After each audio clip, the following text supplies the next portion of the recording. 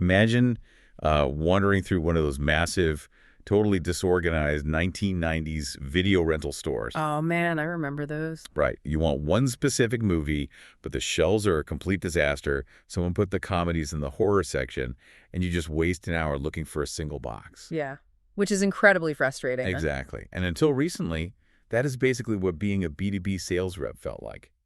Digging through a chaotic corporate intranet just to find one relevant slide deck while the buyer waits on mute. Just a terrible experience for everyone involved. It really was. Well, in JP Lemaitre's comprehensive 2026 guide to B2B sales enablement, we see exactly how that video store model is dying. Today, we're doing a deep dive into how AI is completely rewriting the rules of revenue generation. Okay, let's unpack this. So the core shift here is that the old system, that passive content library you just described, is crashing headfirst into the reality of the 2026 buyer. Because of all the recent economic pressures, right? Economic pressures, yeah, and obviously the rise of AI. Companies are being forced to basically transform those static libraries into active strategic revenue intelligence systems. Which makes perfect sense. I mean, a buyer isn't passively waiting for a rep to educate them anymore either. Exactly. The guide points out that buyers are now using their own AI agents to do about 70% of their vendor research before a human even enters the chat. Wow, 70%. Yeah.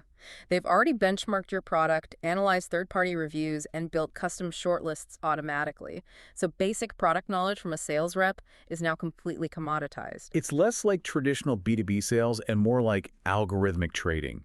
Like, the buyer's AI has already assessed your value before the Zoom room even opened. It really has. But that brings up a glaring issue. If the buyer's AI is doing all that heavy lifting on research, what are the human sales reps actually doing?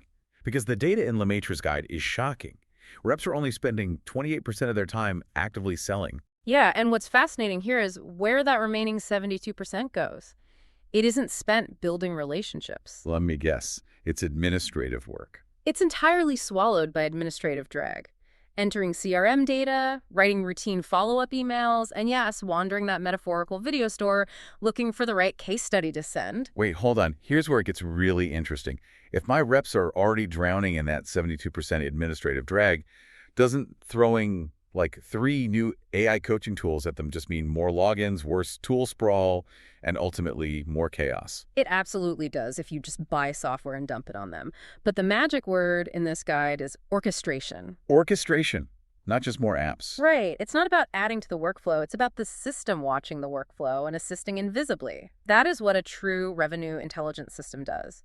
The author calls it coaching at scale. Meaning what exactly? In practice, like how does that look? Okay, let's say a rep is on a call and consistently stumbles when the buyer pushes back on enterprise pricing.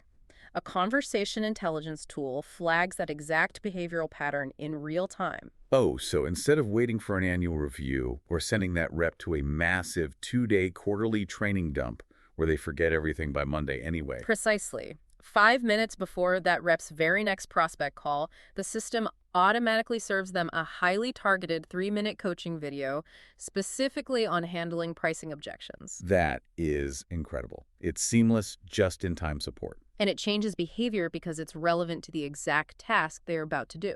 If you're managing a sales team right now, you're probably doing the math in your head. Rebuilding your tech stack to actively monitor and coach reps like this takes serious cash.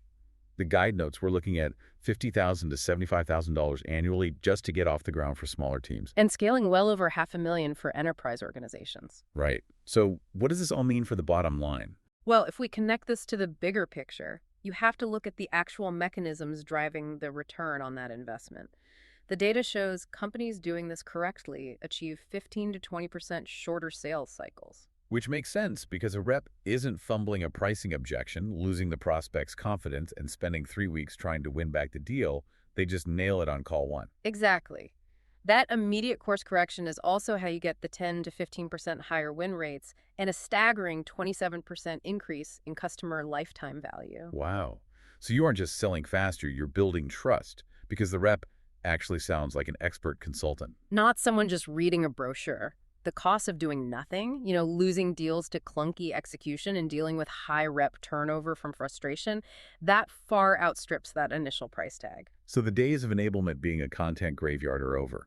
It has to be an active, predictive engine that reclaims a rep's productivity and elevates them to a strategic advisor. Which raises an important question. Oh, what's that? If the buyer is already using AI for 70% of their research today, what happens in the very near future when the buyer's AI agent starts negotiating directly with your company's AI sales tools? Oh, man. In a fully automated vetting process, where does the human relationship actually begin? Exactly. It completely shifts the paradigm. That is a wild thought to chew on.